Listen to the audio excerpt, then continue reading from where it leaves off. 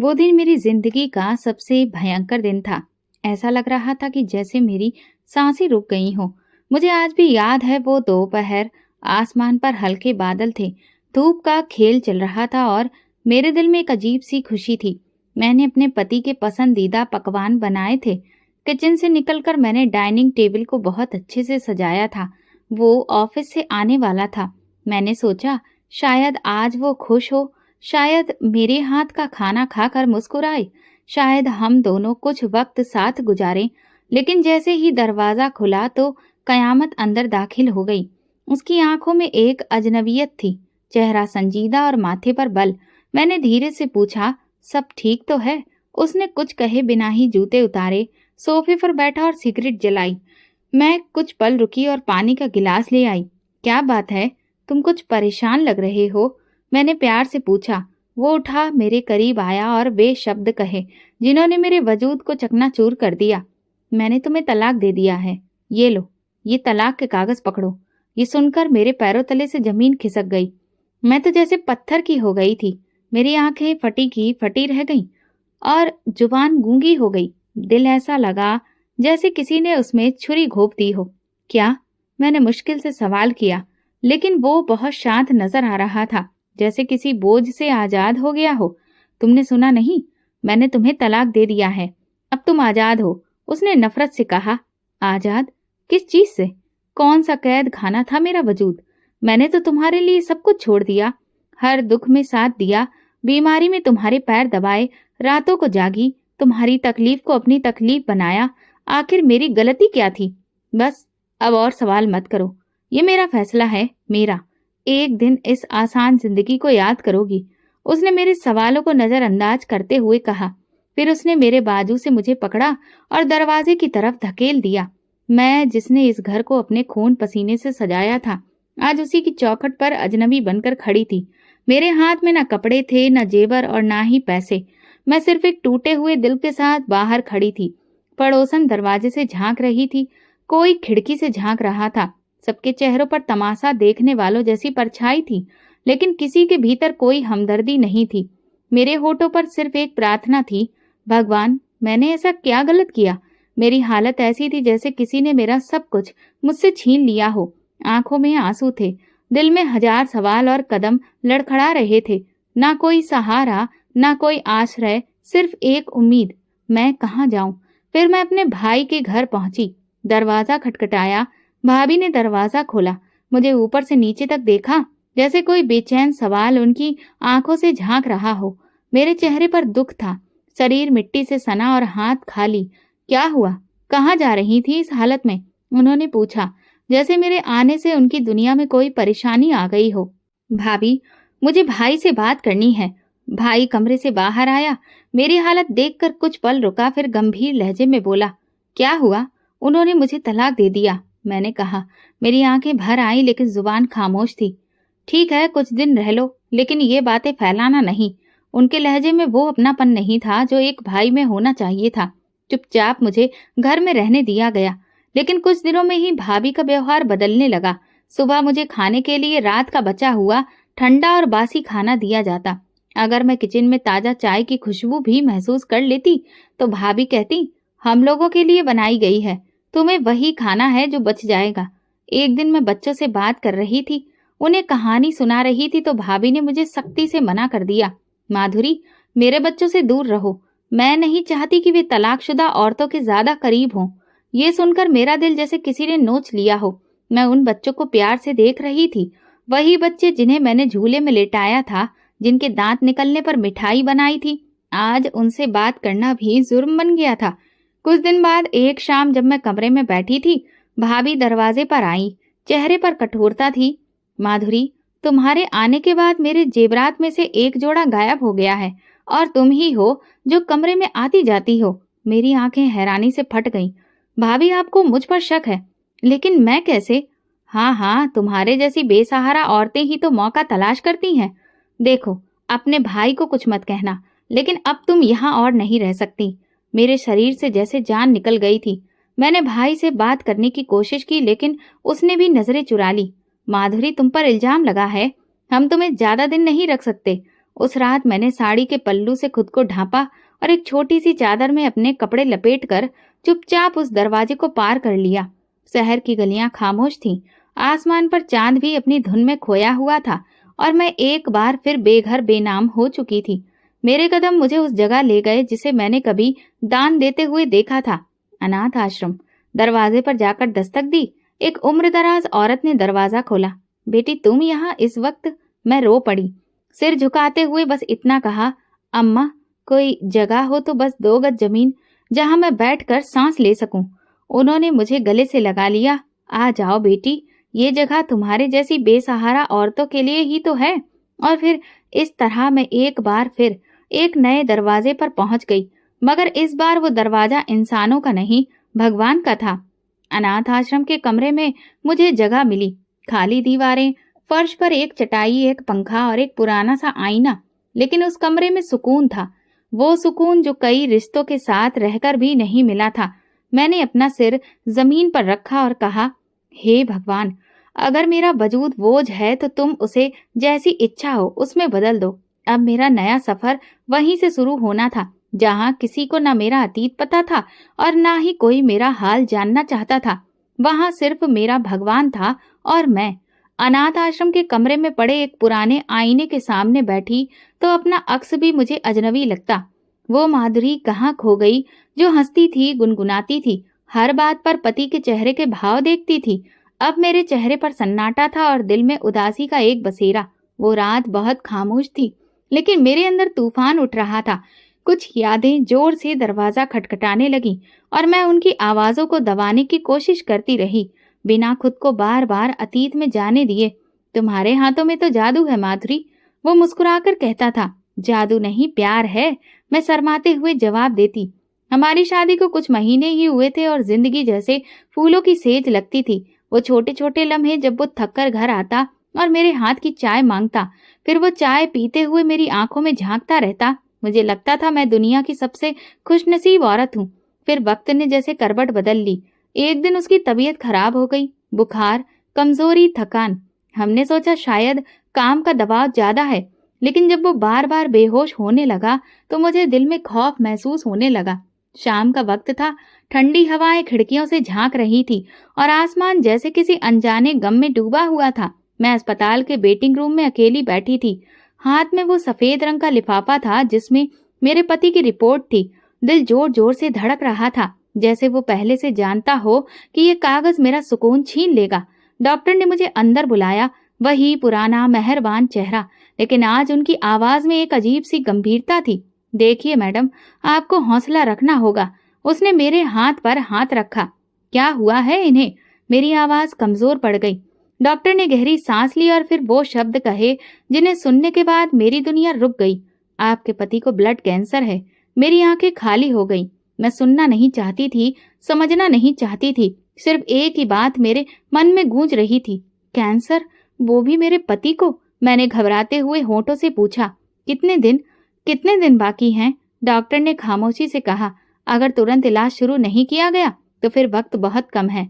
मेरे कदम जैसे जमीन में धंस गए।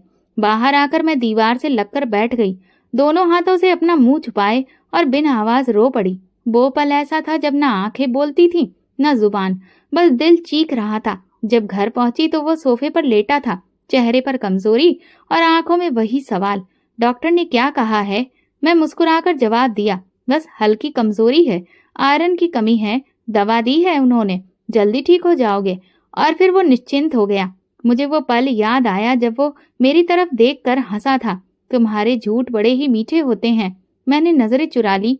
मैं सच बोलने की हिम्मत ही कहाँ रखती थी। उसी रात मैंने सबसे पहले पति के बहन भाइयों से इस बारे में बात की। एक ने फोन बंद कर दिया, दूसरे ने कहा तुम खुद ही संभालो, हम लोग व्यस्त हैं। मैं हर दरवाजे पर दस्तक दे चुकी थी, उन लोगों से भीख मांगी, आंखों में आंसू लेकर हाथ फैलाए, लेकिन हर जगह एक ही जवाब मिला, हम लोग व्यस्त हैं, हमारे पास वक्त नहीं है। और फिर मैंने फैसला किया, ये जंग मैं अकेले लड़ूंगी। ये बीमारी सिर्फ मेरे पति के शरीर में नहीं थी, हमारी जिंदगी की रगों में फैल चुकी थी। लेकिन मैंने तय कर लिया था कि मैं हार नहीं मानूंगी। मेरे अंदर एक माँ जाग चुकी थी, वो माँ जो किसी अपने को मरते देखने के बजाय खुद को ही लुटा देने को तैयार हो जाती है। जब डॉक्टर ने पति के इलाज की लंबी चौड़ी लिस्ट और उसका खर्च बताया तो मेरे हाथ कांपने लगे। लाखों रुपए, जबकि मेरे पास तो चंद हजार भी नहीं थे, और जो कुछ था वो भला कब तक चलता। मैंने सबसे पहले अपने जेवरात निकाले। शादी के मौके पर माँ की तरफ से दिया गया वो सोने का सेट, वो छोटी सी अंगूठी जो मेरे पति ने मुझे पहले तोहफे में दी थी, और कुछ छोटी छोटी चीजें जो बरसों से मैंने संभाल कर रखी थी।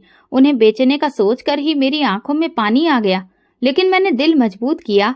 दुकानदार ने जब जेवर तोड़कर कीमत बताई तो मेरे अंदर की औरत रो पड़ी। ये कीमत नहीं, ये मेरी यादें हैं। लेकिन उस वक्त यादों से ज्यादा मेरे पति की जिंदगी कीमती थी। फिर मैंने वो खुफिया गुल्लक खोली जो मैंने कभी अपने बच्चों के लिए संभाल कर रखी थी। बच्चे वो तो कभी हुए ही नहीं, मगर मैंने सपना जरूर देखा था। घर के पुराने सामान, कपड़े, फालतू बर्तन सब बेचने शुरू कर दिए। कोई चीज बाकी नहीं छोड़ी। कुछ दिन गुजारे, दवाएं खरीदी, टेस्ट करवाए, अस्पताल के चक्कर लगाए, लेकिन पैसे खत्म होने लगे और पति की हालत बदतर होती जा रही थी। मैं हर दरवाजे पर गई। ससुराल के लोग तो जैसे मुझे पहचानते ही नहीं थे। हमें क्या पता कि सच क्या है, झूठ क्या है।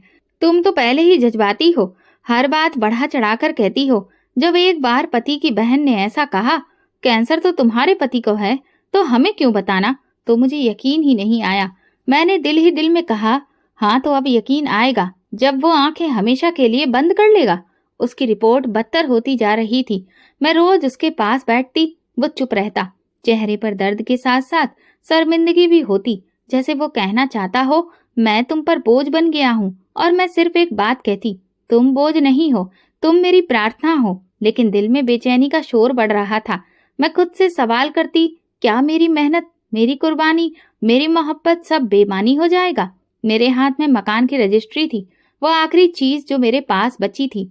माँ की वो निशानी जहाँ मेरा बचपन गुजरा, जहाँ मैं अपने खिलौनों से खेली, माँ की गोद में सोई, और जिसकी दीवारों ने मेरी हर प्रार्थना, हर आंसू, हर कहानी को सुना था। आज मैं खुद से उसका सौदा करने जा रही थी। शायद लोगों के लिए वो सिर्फ एक इमारत थी, मगर मेरे लिए वो एक पूरी दुनिया थी। और मैं वो पूरी दुनिया सिर्फ एक वजह से कुर्बान करने जा रही थी, अपने पति के लिए। रियल एस्टेट एजेंट ने कागजात देखे, कीमत लगाई और बात तय हो गई। ये फैसला सोच समझकर किया है? उसने हैरत से पूछा। हाँ, मैंने मजबूती से कहा, मगर अंदर से मेरी आत्मा भी घबरा रही थी। दिल में एक जंग चल रही थी। एक तरफ पति की बिगड़ती हालत, दूसरी तरफ वो मकान जो मेरी माँ की आखिरी निशानी थी। लेकिन जब प्यार पूजा बन जाए तो कुर्बानी भी फर्ज बन जाती है। मैंने पैसे लिए, कागजात पर दस्तखत किए, और जैसे ही वो आखिरी दस्तखत किया, मेरी आंखों से लगातार आंसू बहने लगे। मैंने दिल ही दिल में माँ से माफी मांगी। माँ, तुम नाराज मत होना, तुम्हारी बेटी ने सिर्फ अपने प्यार को बचाने की कोशिश की है। इन पैसों से मैंने तुरंत इलाज की अगली कड़ी शुरू करवा दी। महंगी दवाइयाँ, नए टेस्ट और अस्पताल के दाखिले का खर्च सब अदा कर दिया। कुछ दिनों तक उम्मीद की किरण नजर आई। पति के चेहरे पर जरा सी रंगत आई, उसकी आवाज में थोड़ी जान महसूस हुई। तुमने ये सब कैसे किया माधुरी? उसने मुझसे पूछा। बस प्रार्थना की और भगवान ने सुन ली, मैंने झूठ बोला। मैंने उसे कभी नहीं बताया कि अब मेरे पास ना तो छत है ना साया, बस उसकी जिंदगी है। लेकिन जैसे जैसे दिन गुजरते गए, मुझे लगा जैसे मेरी ये कुर्बानी भी काफी नहीं है। उसकी रिपोर्ट्स फिर खराब आने लगी, बुखार दोबारा बढ़ने लगा, शरीर और कमजोर होता गया। कभी किसी के लिए जीना सीखो तो पता चलता है कि मोहब्बत सिर्फ एक शब्द नहीं, कुर्बानी का दूसरा नाम है। मेरे पति की सांसें अब धीमी होने लगी थी, शरीर कमजोर, चेहरा पीला, आंखों में दर्द। लेकिन मैंने तय कर लिया था कि जब तक वो सांस ले रहा है, मैं उसकी जिंदगी का हर लम्हा सुकून से भर दूंगी। दिन रात मेरे लिए वक्त की कोई अहमियत नहीं रह गई थी। मैंने अपना आराम, नींद, भूख सब कुछ पीछे छोड़ दिया था। दिन में किसी अस्पताल, लेबोरेटरी या दवाखाने के चक्कर लगाती और रात को उसके बिस्तर के पास होती। एक रात वो बहुत कमजोर हो चुका था, शायद इतना कि खुद से बात भी नहीं कर पा रहा था। अचानक उसके शरीर में हरकत हुई और बिस्तर गीला हो गया। मैं एक पल को रुक गई, सांस थमी, लेकिन फिर मैंने उसके कपड़े बदले, बिस्तर साफ किया और उसके हाथ पकड़कर कहा, तुम मेरे पति हो, तुम्हारी हर हालत में मैं तुम्हारी साथी हूँ। तुम्हारी कमजोरी, तुम्हारी बीमारी, तुम्हारी बेबसी, सब मेरे लिए मेरा फक्र है। वो बस मेरी तरफ देखता रहा, खामोश, हैरान, शर्मिंदा और शुक्रगुजार। कभी कभी जब मैं उसे खाना खिलाती वो रो देता। माधुरी, तुम क्यों इतना करती हो मेरे लिए? मैं उसके हाथ थाम कर कहती, क्योंकि तुम मेरे लिए सब कुछ हो। वो सारे लम्हे मेरे दिल पर छप चुके थे। मैंने समझा कि मोहब्बत सिर्फ फूल देने, फिल्म देखने या साथ खाना खाने का नाम नहीं है। मोहब्बत वो है जब तुम किसी की कमजोरी की वजह नहीं, उसकी ताकत बन जाओ, जब तुम उसके जख्म पर मरहम बनो, जब तुम उसका दर्द अपना समझ कर जियो। लेकिन कहीं ना कहीं अंदर से मैं जानती थी कि मैं टूट रही हूँ, मगर उसके सामने कभी कमजोर नहीं हुई। उस दिन की सुबह बाकी दिनों से कुछ अलग थी। सूरज ने जैसे ताका ताकी रोशनी जमीन पर बिखेर दी। पति की तबीयत अब पहले से ज्यादा बिगड़ चुकी थी और डॉक्टर ने कहा अब सिर्फ कोई चमत्कार ही उसे बचा सकता है। ये शब्द मेरे दिल में गूंजे और फिर वो शाम याद आई जब अस्पताल के बाहर बेंच पर एक अजनबी औरत मेरे करीब आकर बोली थी, बेटी, कभी बालाजी गई हो? वहां पहली बार मांगी गई कोई भी दुआ रद्द नहीं होती। तब मैंने उसे खामोशी से देखा था, लेकिन आज उसकी बात दिल की गहराई तक उतर गई थी। मैंने उसी रात फैसला कर लिया। अलमारी से अपनी बची हुई कुछ जमा पूंजी निकाली, एक छोटा संदूक खोला जिसमें कुछ जेवर अभी भी बचे थे, शादी की अंगूठी, माँ के दिए हुए झुमके और एक छोटी सी चैन। मैंने उन्हें कपड़े में लपेटा और अगली सुबह वो जेवर भी बेच दिए। फिर टिकट करवा ली उस इंसान के लिए एक आखिरी उम्मीद के दरवाजे की ओर। माधुरी, हम कहाँ जा रहे हैं? भगवान के घर, वहां जहाँ सारी प्रार्थनाएं सुनी जाती हैं। मैं मुस्कुराई और उसकी आंखों में एक चमक सी आ गई। बालाजी जाने की सारी तैयारियां मामूली नहीं थीं। उसकी कमजोरी, दवाइयां, व्हीलचेयर का इंतजाम, सब मेरे मन में पहले से तय था। लेकिन जैसे जैसे बालाजी पास आ रहा था, मेरा दिल जोर से धड़कने लगा। ये वो जगह थी जहां मैं अपनी आखिरी दुआ मांगने जा रही थी। दुआ जिसमें सिर्फ एक इच्छा थी, मेरे पति को जिंदगी दे दे भगवान। जब पहली बार मेरी नजर बालाजी पर पड़ी तो मैं पत्थर सी हो गई। मेरे कदम जमीन में जम गए, आंखों में नमी थी और दिल न जाने कौन सी तकलीफ में डूबा हुआ था। मेरे पति की व्हीलचेयर मेरे हाथ में थी। वो कमजोर पीले चेहरे के साथ भगवान को देख रहा था। उसकी आंखों में उम्मीद, शुक्र और दर्द सब एक साथ था। हम दोनों ने वो लम्हा एक खामोशी में गुजारा। फिर उसने मेरी तरफ देखा और धीरे से कहा, माधुरी, मुझे माफ कर देना अगर कभी मैंने तुम्हारे दिल को तकलीफ दी हो तो। मैंने उसका हाथ थाम लिया और कहा, अब बस, भगवान से तुम ये प्रार्थना करो, जो कुछ भी है अब बस वही संभाल ले। हम दोनों मिलकर भगवान के सामने हाथ जोड़कर प्रार्थना करते थे, भगवान, तुम जानते हो कि मैंने कितना कुछ कुर्बान किया है। मेरी जिंदगी के सारे सपने, मेरे जेवर, मेरा मकान, मेरा सुकून, मेरा चैन, अब बस मेरे पति को जिंदगी दे दो। मुझे और कुछ नहीं चाहिए। मेरे आंसू बह रहे थे, हाथ थक चुके थे, मगर दिल नहीं थका था। उसी रात हम उस मंदिर के एक कोने में बैठे थे। हवा में एक अजीब सा ठंडकपन था। लोग आ रहे थे, जा रहे थे, सिर झुका रहे थे, प्रार्थना कर रहे थे और हम दोनों खामोशी से भगवान के दर पर सिर झुकाए बैठे थे। फिर अचानक मैंने उसे देखा। उसकी सांसें पहले से बेहतर लग रही थी। वो एकदम सीधा होकर बैठ गया और उसके चेहरे पर हल्की सी रोशनी थी। माधुरी, मेरा सीना कुछ हल्का सा लग रहा है, अजीब सा सुकून है, उसने कहा। मैं हैरत से उसे देखने लगी और दिल में शुक्रिया अदा किया। शायद ये वही पल था जिसके लिए मैंने सब कुछ लुटा दिया था। उसी वक्त मैंने भगवान का धन्यवाद किया। मेरा माथा जमीन से लगा और होठों पर बस एक ही बात आई, भगवान, तुमने सुन ली, तुमने मुझे अकेला नहीं छोड़ा। वहां की हवा, वो रात, वो सिर झुकाना, वो प्रार्थना मेरी जिंदगी का सबसे कीमती लम्हा बन गया। कभी कभी इंसान के दिल की गहराई से निकली हुई प्रार्थना भी आसमान चीर कर भगवान के दरवाजे तक पहुंच जाती है, और शायद मेरी प्रार्थना भी उसके दरवाजे तक पहुंच चुकी थी। वो रात सुकून से भरी थी। सच में भगवान के घर पर नींद का भी एक अलग ही मजा होता है। प्रार्थनाओं की गूंज, पूजा पाठ की आवाज, सब कुछ एक ऐसा माहौल बनाता है जो दिल को एक अलग ही शक्ति देता है। मैं थकी हुई थी। दिन भर की थकान ने शरीर को बेहाल कर दिया था, मगर दिल को सुकून मिला था क्योंकि पति की तबीयत अब पहले से काफी बेहतर लग रही थी। मैंने उसे दवाई दी और फिर वो आराम से सो गया। फिर मैं भी बगल में चादर ओढ़कर लेट गई। रात के आखिरी पहर मेरी आंखें बंद थीं और तभी सपना आया। सपने में मैं फिर से बालाजी भगवान के आगे खड़ी थी। हर तरफ रोशनी ही रोशनी थी। मैं सिर झुकाए खड़ी थी, आंखों से आंसू बह रहे थे। अचानक एक चीखती हुई आवाज मेरे कानों में गूंजी, मैं तुम्हें तलाक दे रहा हूँ। यह आवाज किसी अजनबी की नहीं थी, ये मेरे पति की आवाज थी। मैं घबराकर उठ बैठी, सांस तेज हो गई, पसीना माथे पर जमा हो गया, दिल की धड़कन उखड़ चुकी थी। आंखें खोलकर देखा तो मेरे पति अभी तक सुकून से सो रहे थे। उनके चेहरे पर हल्की सी मुस्कुराहट थी, जैसे कि उन्होंने भी अभी अभी कोई सपना देखा हो जिसमें वो बहुत खुश थे।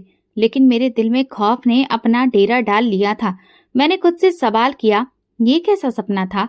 भगवान के घर में ऐसी आवाज क्यों सुनाई दी? क्या ये किसी आने वाले तूफान की खबर थी या फिर ये सिर्फ मेरा वहम था? उसी वक्त मैंने सोचा शायद मेरे जहन में बैठा हुआ एक खौफ है कि अगर वो ठीक हो गया तो कहीं वो मुझे छोड़ तो नहीं देगा। लेकिन फौरन मैं अपने इस ख्याल पर शर्मिंदा हो गई। नहीं, वो ऐसा नहीं कर सकता। वो तो मेरी सेवा पर खुद को शर्मिंदा महसूस करता है। रात की बाकी घड़ियां आंखों ही आंखों में गुजर गईं। सोने की कोशिश की मगर दिल बेचैन ही रहा। होठों पर बस एक ही प्रार्थना थी, हे भगवान, ये सपना कभी भी सच ना हो। या तो मुझे पहले ही इतना सब्र दे दो, और अगर ये सच हो रहा है तो तुम मेरे दिल को सुकून दो। सपना खत्म हो चुका था, मगर उसकी गूंज मेरे दिल से नहीं जा रही थी।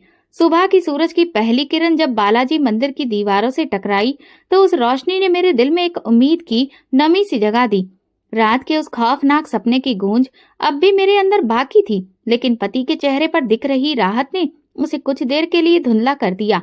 उसी दिन वो पहली बार अपने दम पर खुद उठकर बैठा, पानी मांगा और हल्की आवाज में कहा, माधुरी, मुझे वाकई बेहतर महसूस हो रहा है।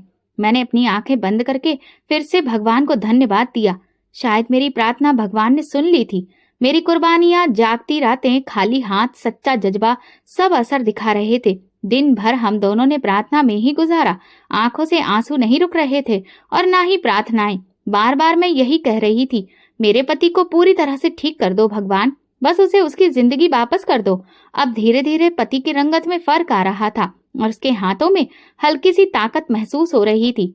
जब हम अपने कमरे में लौटे तो उसने धीरे से कहा, माधुरी, शायद ये तुम्हारे सब्र और तुम्हारी सच्ची प्रार्थना का नतीजा है। मैंने कभी नहीं सोचा था कि इस जगह आकर मेरी सांसें बहाल होंगी। मैंने आंखों में आंसू लिए उसका हाथ पकड़ा और कहा, नहीं, ये सब ऊपर वाले की रहमत है, मैं तो सिर्फ एक जरिया थी। उसी रात मैंने फिर से भगवान का धन्यवाद दिया। फिर हमने दोबारा टेस्ट करवाने का फैसला किया और बालाजी से वापसी के लिए निकल गए। दिल में सुकून था, उम्मीद थी और बस रोशनी थी, मगर मैं नहीं जानती थी कि रोशनी के पीछे अंधेरा भी होता है। अभी सब कुछ ठीक होने लगा था। मैं समझ रही थी कि अब तो भगवान मेरी सुन रहा है, लेकिन जिंदगी के असली फैसले अभी बाकी थे। हम वहां से सीधा अस्पताल गए। डॉक्टर ने जांच की, खून के नमूने लिए और कुछ दिनों के बाद रिपोर्ट्स लेने का वक्त दिया। वो कुछ दिन मेरे लिए सदियों जितने लंबे थे। हर घंटा एक परीक्षा, हर पल एक प्रार्थना से गुजरने लगा। मेरा पति अब खुद से चलने लगा था। उसके चेहरे पर हल्की सी ताजगी, बातों में मिठास और आंखों में नई जिंदगी की झलक दिखाई दी थी। आखिरकार फिर वो दिन भी आ गया। अस्पताल की लाइन के बाहर खड़े हम दोनों की ही सांसें रुकी हुई थी। दिल की धड़कन तेज थी। डॉक्टर ने रिपोर्ट्स हाथ में ली। कुछ देर तक खामोशी से उन्हें देखा और फिर हमें अंदर बुलाया। हम अंदर गए तो मैंने अपने पति का हाथ मजबूती से थाम कर रखा था। डॉक्टर ने नजर उठाकर मुस्कुराकर कहा, मुबारक हो, कैंसर के कोई भी असर अब बाकी नहीं रहे हैं। ये शब्द मेरे कानों में जैसे रोशनी बनकर उतरे। मैं पल भर को पत्थर बन गई, जैसे कि वक्त थम गया। पति ने मेरी तरफ देखा। मैंने उनकी आंखों में नमी देखी। क्या सच में? मैंने कपकपाती आवाज में पूछा। डॉक्टर रिपोर्ट्स हमारी तरफ बढ़ाते हुए बोले, ये तो चमत्कार है। शायद ये प्रार्थनाओं का असर है, शायद ऊपर वाले की रहमत है, लेकिन आपके पति अब पूरी तरह से ठीक हो चुके हैं। मैं एक बार फिर से हाथ जोड़कर भगवान को धन्यवाद देने लगी। मेरी आंखों से आंसू बह रहे थे, लेकिन आज ये आंसू दुख के नहीं, खुशी के थे, सुकून के थे। पति ने मेरा हाथ थामकर धीरे से कहा, माधुरी, तुमने मेरे लिए जो कुछ किया मैं कभी भूल नहीं सकता। तुमने मुझे नई जिंदगी दी है। मैंने मुस्कुराकर जवाब दिया, नहीं, तुम्हारी जिंदगी मेरे लिए सब कुछ थी जो भगवान ने मुझे लौटा दी है। वो पल हमारी जिंदगी का सबसे खुशगवार लम्हा था। सब कुछ जैसे ठीक हो गया था। हर अंधेरा पीछे रह गया और हम रोशनी की तरफ बढ़ने लगे। लेकिन मुझे क्या खबर थी कि कुछ कहानियां खत्म होने से पहले एक नया मोड़ लेती हैं। मेरी जिंदगी अब संभल रही थी। पति अब पूरी तरह से सेहतमंद था। हमने घर वापसी की और दिल से मैं चाहती थी कि अब हम दोनों एक नई जिंदगी की शुरुआत करें, जो सिर्फ सुकून, शुक्र और मोहब्बत से भरी हो। मैं हर सुबह उसके लिए नाश्ता बनाती, हर शाम उसके साथ चाय पीती और रात को उसके बगल में सोती, दिल से भगवान का धन्यवाद करती। फिर एक दिन वो रोज की तरह बहुत ज्यादा खामोश था, ना आंखों में चमक, ना होठों पर मुस्कुराहट। मैंने सोचा शायद वो थका हुआ होगा, लेकिन रात को जो वो कमरे में आया, उसके चेहरे पर कुछ अजीब था, जैसे कि वो कोई बहुत बड़ा फैसला कर चुका हो। माधुरी, मुझे तुमसे बात करनी है। और फिर उसने मेरी तरफ देखे बिना मेरे हाथ में तलाक के कागज थमा दिए। मेरे हाथों में पानी का गिलास था जो गिर गया, सांसें थम गईं। मैंने उसे कहा, लेकिन ऐसा क्यों? मेरी आवाज चीख में बदल गई। मैंने तुम्हारे लिए सब कुछ किया, अपनी नींद, अपना पैसा, अपनी इज्जत, अपने सपने, सब कुछ। तुम्हें नई जिंदगी देने के लिए मैं लुट गई थी। तुम्हें मौत के मुंह से मैं खींच कर ले आई, और अब तुम मुझे तलाक दे रहे हो। चुप रहो। क्या कोई और औरत है? क्या मैं तुम्हें बोझ लगने लगी हूँ? क्या मेरी कुर्बानियों की कोई कीमत नहीं बची? मैं सवाल करती रही, लेकिन उसने बस एक ही बात कही, तुम्हें वक्त आने पर सब पता चल जाएगा। और फिर वो कमरे से निकल गया। मैं फर्श पर गिर गई। मेरा दिल दर्द से फट गया। धोखा, ऐसा धोखा जिसका कोई जवाब नहीं बचा था। मैं जानती थी कि मेरी जिंदगी दोबारा कभी वैसी नहीं हो सकेगी। क्या मोहब्बत में भी मौत से बड़ी सजा होती है? हाँ, होती है। मैंने वो सजा झेल ली थी, और फिर मैं अनाथालय में आ गई, वही जगह जहां से मेरा तकलीफदेह सफर शुरू हुआ था। हर दिन मुझ पर एक नई खरोच छोड़ जाता। उन दिनों मैंने किसी से बात करती थी, न रो सकती थी। आंखें जैसे पत्थर हो गई थी, आंसू सूख गए थे, अजीब सा सन्नाटा था। फिर एक दिन अनाथालय के इंचार्ज अनुराग सर ने मुझे अपने दफ्तर में बुलाया। माधुरी बेटा, तुमने जिंदगी में बहुत दुख झेले हैं। हम सब चाहते हैं कि तुम्हें एक नई जिंदगी मिले, एक रिश्ता आया है, अगर तुम चाहो तो। मैं खामोशी से उनकी बात सुनती रही। वो इंसान 45 साल का था। उसकी पत्नी का देहांत कई साल पहले हो चुका था। 3 बच्चे, 2 बेटियां और एक बेटा। उसकी सूरत अच्छी थी और वो एक इज्जतदार आदमी था। तुमने जिस तरह अपने पति की सेवा की और जो कुर्बानियां दी, उसे ये सब पता है। वो तुमसे शादी करना चाहता है। मैंने अनुराग सर की तरफ देखा और धीरे से पूछा, क्या वो जानता है कि मैं तलाकशुदा हूँ? हाँ बेटी, वो सब जानता है, और तुम्हारे अतीत को तुम्हारी किस्मत समझता है, कमजोरी नहीं। मेरे दिल में 1000 सवाल थे। मुझे इस खौफनाक हकीकत पर यकीन नहीं हो रहा था, लेकिन फिर एक ख्याल आया, क्या मैं हमेशा उन्हीं यादों के साथ रहना चाहती हूँ, या एक नई सुबह अपने जीवन में लाना चाहती हूँ? मैं खामोशी से हामी भर गई। कुछ दिन के बाद शादी की तारीख पक्की हुई। मेरा नया पति समीर एक समझदार और नरम दिल इंसान था। उनके लहजे में नमी और निगाहों में इज्जत थी। शादी को कुछ हफ्ते ही गुजरे थे, लेकिन वक्त जैसे धीरे धीरे मेरे दिल के जख्मों पर मरहम रखने लगा था। नई जिंदगी, नया घर, नए चेहरे, सब कुछ बदला बदला था, लेकिन इस बदलाव में अजीब सा सुकून था। समीर मेरे लिए एक सुलझे हुए इंसान साबित हुए। उनके शब्दों में कभी सख्ती नहीं थी, सिर्फ सहारा था। उन्होंने कभी मेरे अतीत के बारे में नहीं पूछा, ना ही कभी मेरे जख्मों को कुरेदा। वो बस चाहते थे कि मैं खुद को संभालूं और नए सिरे से जिंदगी जीऊं। उनके 3 बच्चे, जिन्हें मैं शुरू में अजनबी समझती थी, अब धीरे धीरे मेरी जिंदगी का हिस्सा बनने लगे। सबसे छोटी बेटी पिंकी रोज रात को आकर मेरी गोद में बैठ जाती और कहती, माँ, आपकी गोद बहुत नरम है, मुझे नींद आ जाती है यहाँ। मेरे दिल में वो जज्बा जो कभी माँ ना बनने के एहसास से अधूरा रह गया था, अब पूरा होने लगा था। मैं सुबह उठकर बच्चों के लिए नाश्ता बनाती, उन्हें स्कूल भेजती, घर संभालती और फिर थोड़ा वक्त अपने लिए निकालती। मैंने खुद को शीशे में देखा तो एक पल को रुक गई। क्या ये वही माधुरी थी? हाँ, मगर थोड़ी बदली हुई, थोड़ी संभली हुई, थोड़ी समझदार। मैंने दोबारा अपने लिए नए कपड़े लिए, हल्का सा मेकअप करना शुरू किया, बाल संवारने लगी और शीशे से नजर मिलाने लगी। समीर अक्सर शाम को काम से वापस आकर कहते, माधुरी, तुम्हारा चेहरा पहले से ज्यादा सुकून भरा लगता है। और मैं मुस्कुराकर जवाब देती, ये सुकून आपके सब्र की वजह से है। मेरे अंदर एक नई औरत जन्म ले रही थी, जो सिर्फ दूसरों के लिए नहीं, खुद के लिए भी जीना चाहती थी, जो पछतावे में नहीं बल्कि अपने एहसासों के साथ वक्त बिताना चाहती थी। जिंदगी मुझे नए रंग दिखा रही थी और मैं उन्हें अपनाने लगी थी। अतीत की तीखी यादें अब भी दिल के किसी कोने में दबी थी, मगर अब वे मेरे हाल को बेहाल नहीं कर सकती थी। पहली बार ऐसा हुआ था कि मैं अपने लिए भी मुस्कुरा रही थी, मगर किस्मत का खेल अभी खत्म नहीं हुआ था। एक सुबह मैं किचन में खड़ी उनके लिए लंच बॉक्स तैयार कर रही थी कि तभी फोन की घंटी बजी। एक अनजान नंबर था, मेरे पहले पति की बहन सुनीता का। दिल ने एक पल के लिए धड़कना छोड़ दिया। मैंने धीरे से फोन उठाया। सब ठीक तो है? फोन के उस तरफ खामोशी थी। फिर एक हिचकी भरी आवाज आई, माधुरी। वो नहीं रहा। कौन? मेरी आवाज कांपने लगी। भाई, वो एक्सीडेंट में। और ऐन मौके पर ही मेरे हाथों से मोबाइल गिर गया। पूरा शरीर जैसे बेजान हो गया। मैं कुर्सी पर बैठ गई। दिल की धड़कन बेकाबू हो चुकी थी। आंखों में नमी, दिमाग में धुंध और कानों में सिर्फ वही शब्द बार बार गूंज रहे थे, वो नहीं रहा। मेरे पहले पति की मौत की खबर सुनकर मेरी आत्मा जैसे थम सी गई। जिसे मैंने मरने से बचाया था, वो एक हादसे में चंद लम्हों में इस दुनिया को छोड़ गया। जिसके लिए मैंने हर चौखट पर माथा टेका, वो कुछ ही पलों में मिट्टी में दफन हो गया। दिल से एक आह निकली और सांस उखड़ सी गई। समीर। मैं भागती हुई उसके पास गई। क्या हुआ माधुरी? उसने पूछा। मैं बड़ी मुश्किल से बोली, मेरे पहले पति मर गए। वो कुछ पल खामोश खड़ा रहा, फिर मेरे कंधे पर हाथ रखते हुए बोला, भगवान उसकी आत्मा को शांति दे। तुम अगर जाना चाहो तो मैं तुम्हें ले चलता हूँ। मैंने आंखें बंद कर सिर हिलाया। ये एक ऐसा रास्ता था जो मुझे अंदर से तोड़ रहा था। एक सवाल, एक गुस्सा, आखिर उसने मुझे छोड़ा क्यों था? और अब वो सवाल हमेशा के लिए मेरे दिल में रह जाने वाला था, क्योंकि जवाब देने वाला अब इस दुनिया में ही नहीं था। अगली सुबह मैं उसकी अंतिम विदाई में पहुंची। उसकी बहन सुनीता मुझे देखते ही गले लग गई। भाभी, उसने आखिरी वक्त में आपको याद किया। मेरे कदमों तले से जमीन खिसक गई।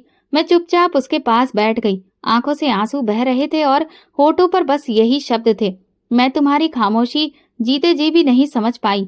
मरने के बाद क्या फायदा? उसके जाने के बाद का पल शायद किसी और के लिए आम हो, लेकिन मेरे लिए वो लम्हा पूरी जिंदगी का खुलासा था। मैं अब भी उसी जगह बैठी थी और आंखों से बहते आंसू अब थम चुके थे।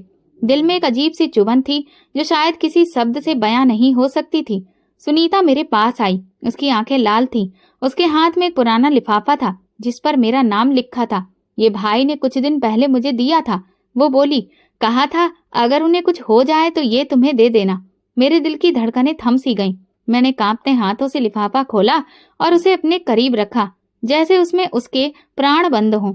जब सब लोग जा चुके थे और शमशान घाट भी सन्नाटे में डूब चुका था, मैं खामोशी से वो लिफाफा खोलकर चिट्ठी पढ़ने लगी। माधुरी, जब जब तुम ये चिट्ठी पढ़ रही होगी, मैं इस दुनिया में नहीं रहूंगा।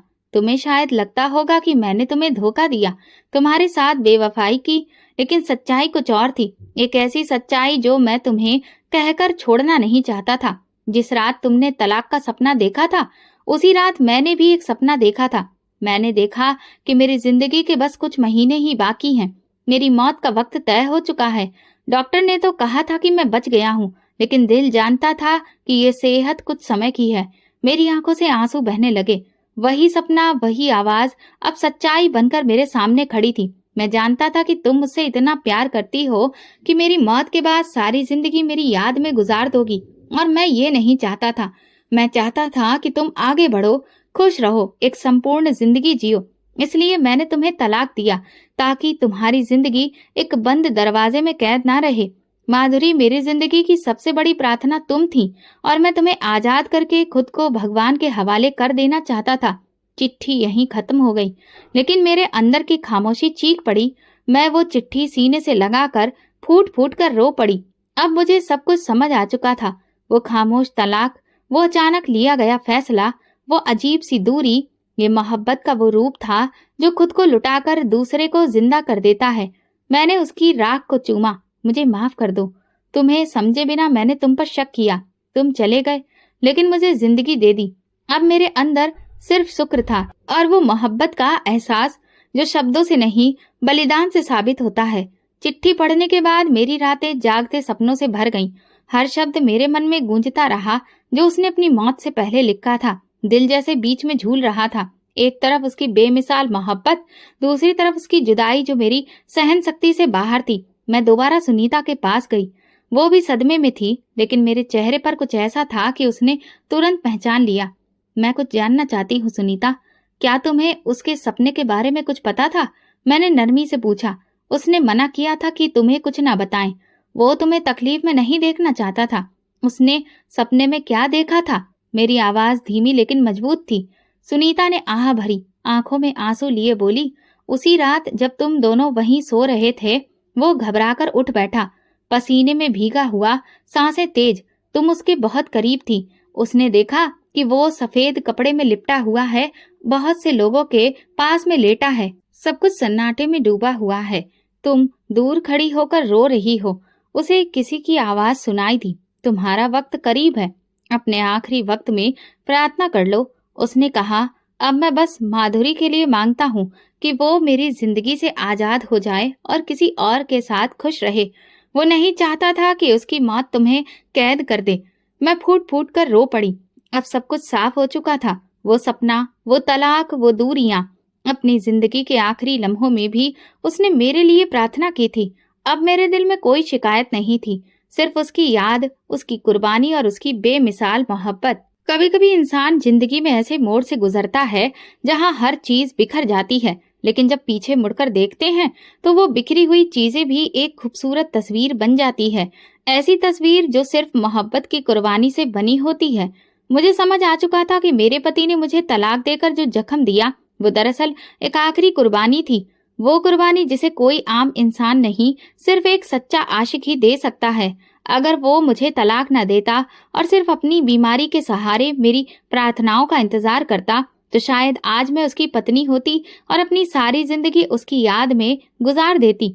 मैं कभी किसी और के बारे में सोच भी नहीं पाती, ना कोई नया रिश्ता, ना माँ बनने का सपना, न जिंदगी की नई शुरुआत।